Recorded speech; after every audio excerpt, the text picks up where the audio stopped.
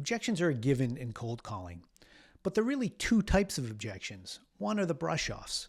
These are the ones that are just trying to get you off the phone. There are the "I'm running into a meeting, not interested." Other phrases like that.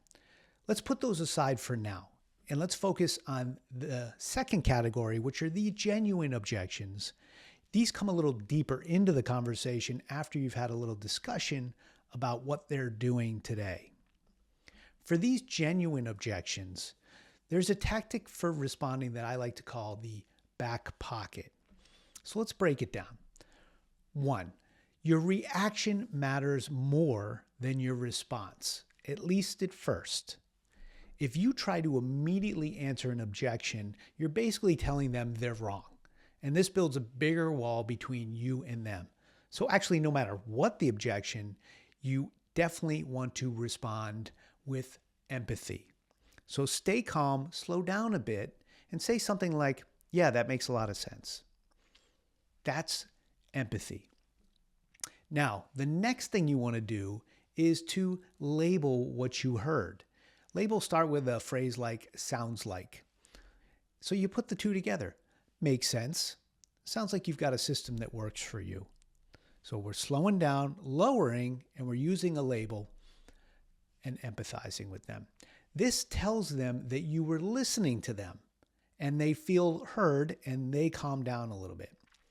Now, here's where we begin to employ the back pocket tactic. We're changing the subject. Ask a somewhat unrelated process question and something that's not challenging their current way at all. Something like, "Before I let you go, I'm just curious if you've seen that. If you're aware of this, how are you doing this today?" So it's somewhat unrelated. The idea is you're putting the objection in your back pocket. You're attempting to continue the conversation, but lower the tension around the initial objection. Now, 4, as the conversation progresses, you continue to learn more about their situation and begin to circle back to the original objection. 5, now pull the original objection out of your back pocket. As you have more information, you're able to respond to it as you might normally, but there's some verbal distance between the initial objection and what you've learned now, and the prospect is going to be more open to hearing it, again, because of the verbal distance. That's essentially it. Here's an example based on a client situation. They sell meeting management software to banks. Now imagine there's been a bit of conversation ahead of time. We're picking it up around the objection. Prospect: "Our customers don't like to book online ahead of time. They like to walk in and do it. We're all set for now." Rep: "Yeah, that makes sense. Sounds like you've got a good system that works." Yep. Rep: "Before I let you go, have you seen Google Appointment?" "Yeah, I've seen it." Rep: "Used it personally?" Prospect: "No." Rep: "I haven't either, outside of product demos." Here's why I ask. We're having a lot of conversations with your peers, and they have told us they have a couple of kind of customers. Those customers that like to walk in and those that like to book online first. Those that book online are typically shopping for a bank.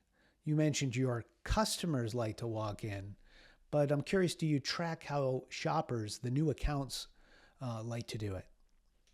Prospect: "Yeah, I'm not really sure about that."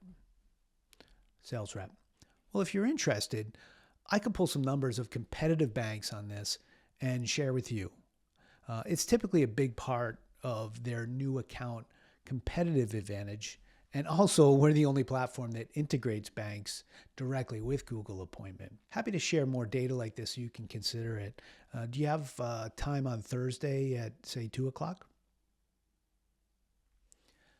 So that's an oversimplified version of it. Again, try the back pocket method on your next call. Instead of fighting the objection, put it aside for a moment, then circle back when the time is better, and let me know how that works for you.